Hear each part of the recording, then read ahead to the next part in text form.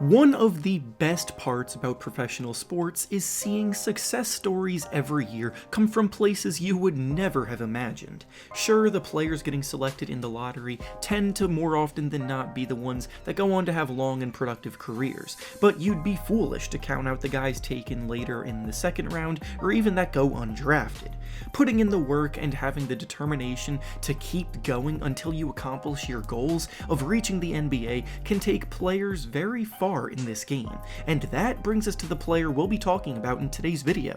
Today, we'll be discussing Moses Brown of the Oklahoma City Thunder, who has really come on strong as of late, seemingly out of nowhere, and now looks like a diamond that the team found in the rough. In this video, we'll be discussing his journey to get to this point, what it was that made him get overlooked, and how he overcame that to now be playing as well as he is in the NBA. Before we start though, it turns out about 65% of you watching right now aren't even subscribed to the channel, so please, if you enjoy the content, consider hitting the subscribe button, as not only does it help out a ton, but I would also very much appreciate it. Now with that being said, let's begin.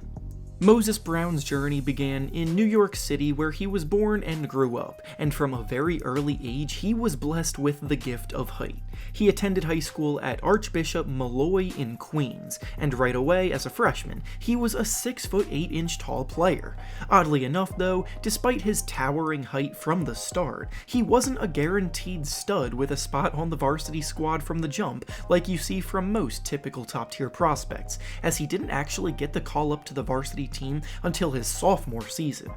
It also helped that he happened to grow 6 more inches after his freshman year, shooting up to a towering height of 7'2", and it was then that he started to get going as a top-level prospect. As he got going in the coming years, his coach took a liking to him because of the fact that he had such great hands for a big man, and he caught everything that came his way, which is an underrated yet important asset for a big man to have, because one thing that can frustrate the hell out of coaches and fans of the teams is if their big men are dropping balls that come their way. He quickly started to dominate the New York high school scene, which was notable because that particular scene is typically dominated by guards, but in his junior season, he led Malloy all the way to winning the Catholic League Championship, and in his senior season, he and current NBA rookie Cole Anthony, who plays for the Orlando Magic, formed one of the best high school duos in the country on Malloy. He finished his high school career being named a McDonald's All-American, he was ranked as the 15th best player in his class by ESPN, and he committed to play college basketball at UCLA after receiving offers from several top programs such as Kansas, Arizona, Florida, USC, and UConn. So needless to say, his story hasn't exactly been like most typical underdog stories, as he was actually pretty highly regarded early on, but needless to say, it wasn't all smooth sailing from there. When Brown came into the UCLA team as a freshman, his coach was concerned that he was still fairly skinny and needed to add more strength if he wanted to be able to hold his own against the top-tier big men that he would be facing up against. But he still had a big role on the team from day one. The story of both Moses Brown and UCLA's season that year was pretty inconsistent, and Brown himself had plenty of ups and downs. Early on, he looked dominant, scoring inside, grabbing tons of rebounds, and swatting plenty of shots, protecting the rim at a pretty high level, but as the season progressed and they began to play more difficult opponents, that production began to fade. Brown struggled against the better teams with good big men, and those concerns about his strength definitely played a factor. After the season, Brown declared for the NBA draft, which was likely his plan from the very beginning, being a McDonald's All-American prior to the year, but at the same time, his year at UCLA kind of hurt his draft stock more so than it helped it, so it was a bit bold considering nothing was guaranteed for him. Almost all of the hype around him had died off, and his struggles against the better opponents that he faced in college, combined with his thin frame, obviously worried the scouts. When the 2019 NBA draft finally came around, 60 names of players that were drafted were called by the commissioner, and Moses Brown's name was not one of them as he went undrafted. Now, moments like this are huge when determining a player's future after going from being a top prospect McDonald's All-American to being undrafted, because in some cases it can mess with a player mentally and discourage him. But Brown was not one of those cases, because if anything, it just motivated him to work even harder and put in the work continually to continue to pursue his dream.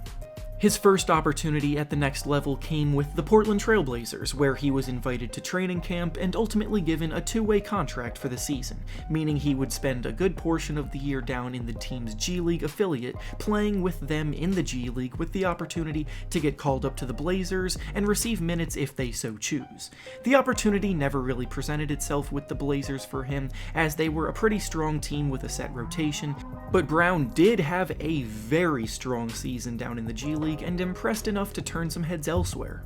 This helped him get the attention of the Oklahoma City Thunder, who gave him another two-way contract for this current season, and with the Thunder beginning their rebuild, it was the absolute perfect spot for him to be in, with an opportunity to actually get to prove himself. He did start the season in the G League again, but after putting on a bit more muscle and having a good off-season where he continued to improve his game, he came out and absolutely dominated down there. He finished the G League season this year being named First Team All-G League, along with being named to the G League All-Defense team, and his averages of 19 points, 14 rebounds, and 2 blocks per game without question got the attention of the Thunder. They called him back up a few weeks ago, gave him a spot in the rotation to see what he could do, and he took this opportunity and ran with it.